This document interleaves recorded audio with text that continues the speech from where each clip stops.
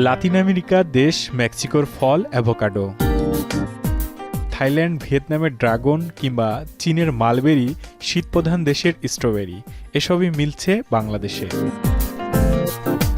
দেশের বিভিন্ন জেলার উর্বর জমিতে চাষ হচ্ছে এসব বিদেশি ফল। দেশের ক্রেতাদের কাছে আমজাম কাঁঠালের বাইরেও এসব ফলের চাহিদা বেশ বেড়েছে। গত কয়েক বছর আগেও এই সকল বিদেশি ফল পুরোটা ছিল আমদানি নির্ভর। তখন চড়া দামে কিনতে হতো অভিজাত এলাকার সুপার শপ কিংবা দোকানে। এই সকল উচ্চবিত্তের ফল এখন মানুষের হাতের নাগালে। এসব কিছুর সম্ভব হয়েছে এই সকল ফল উৎপাদন হচ্ছে বাংলাদেশের মাটিতেই। বাংলাদেশে বসেই বিভিন্ন ধরনের বিদেশি ফল পাচ্ছি। দামও কম আছে, টাটকাও পাইতেছে, ক্ষেত্রে নিয়েও সুবিধা পাইতেছে। আগে যখন বাইরে থেকে ফলগুলি আসতো সেটা প্রিজারভেটিভ দেওয়া ছিল আর ফ্রেশ ছিল না, অনেক দিনের ফলটা ছিল, সতেজ পাওয়া যেত না। কৃষি সম্প্রসারণ অধিদপ্তর বলছে দেশে বর্তমান ৭২ রকম ফলের আবাদ হচ্ছে, যার প্রায় অর্ধেকই বিদেশি। প্রায় ১১,০০০ হেক্টর জমিতে চাষ হচ্ছে নানা জাতের বিদেশি ফল। এর মধ্যে ৮টি চাষ হচ্ছে বাণিজ্যিকভাবে। দেশে উৎপাদিত বিদেশি ফলের বাজার মূল্য প্রায় ১২,০০০ কোটি টাকা। চাষ হওয়া অন্য বিদেশি ফলের মধ্যে রয়েছে রামবুটান, অ্যাভোকাডো, ছোট জাতের নারকেল, মালবেরি, লঙ্গান, পার্সিমন।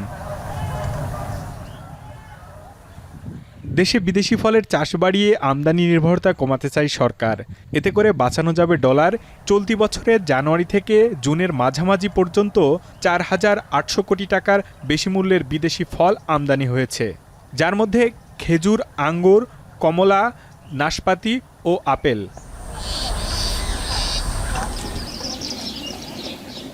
তবে এখন পর্যন্ত উৎপাদিত বিদেশি ফলের মধ্যে বাংলাদেশ স্বয়ংসম্পূর্ণ কেবলমাত্র ড্রাগন চাষে। ২০০৭ সালে বাংলাদেশে প্রথম ড্রাগন গাছ আনা হয়। এবার সরকারিভাবে প্রথম ড্রাগন রপ্তানি শুরু হয়েছে। সুইডেনে ড্রাগন ফল যাচ্ছে, প্রতি সপ্তাহে যাচ্ছে, এবং সুইডেন থেকে তারা ফিনল্যান্ডে মার্কেটিং করছে। তা আমাদের ইউরোপের মার্কেট, আমাদের যে ড্রাগন ফলের চাহিদা ইউরোপের মার্কেটে ভালো সাড়া পাওয়া গেছে। বছরব্যাপী ফল উৎপাদনের মাধ্যমে পুষ্টি উন্নয়ন প্রকল্প গ্রহণ করেছে। এই প্রকল্পের মাধ্যমে মূলত উদ্দেশ্য হচ্ছে যে বিদেশি সম্ভাবনাময় যে সমস্ত ফল আমাদের দেশে উৎপাদন করা সম্ভব, সেই উৎপাদনগুলো বাড়ানো। বাংলাদেশ ফ্রেশ ফুডস অ্যাসোসিয়েশন বলছে দেশে উৎপাদিত ফলের প্রায় ৪০% বিদেশি। ড্রাগনের পাশাপাশি মাল্টাও রপ্তানির আশা জাগাচ্ছে।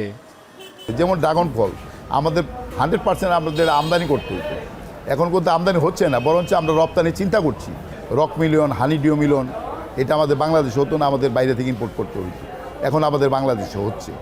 এই ফলগুলো হওয়াতে আমাদের আস্তে আস্তে আমার মনে হয় যে আমরা ভবিষ্যতে আমরা আরও ফলের উৎপাদন বৃদ্ধি করতে পারবো। তবে বিদেশি ফলের চাহিদা শীর্ষে থাকা খেজুর, নাশপাতি ও আপেল উৎপাদন হয় না দেশে। আঙ্গুর ও কমলা চাষ হলেও মানসম্পন্ন নয়। এক্ষেত্রে গবেষকরা বলছেন বিদেশ থেকে চারা আনলেই হবে না, দেশের পরিবেশ ও আবহাওয়া উপযোগী করতে গবেষণা করতে হবে। গবেষণালব্ধ জাত অথবা ফলাফলের উপর ভিত্তি করে যদি আমরা কমার্শিয়ালাইজেশনে যেতাম, তাহলে কিন্তু ওখানে ফেলিউর হওয়ার সম্ভাবনা থাকবে না। আমাদের দেশে যদি উৎপাদন করতে পারি, তাহলে আমাদের যে বিদেশি মুদ্রাগুলো দেশের বাইরে চলে যেত, সেটা কিন্তু অনেকাংশেই কিন্তু আমরা রক্ষণাবেক্ষণ করতে পারবো। ড্রাগন ফলের রপ্তানির মাধ্যমে এদেশে বিদেশি ফলের চাষাবাদ আরও বাড়বে বলে মনে করা হচ্ছে। কামরুজ্জামান হিমেল, এখন, ঢাকা।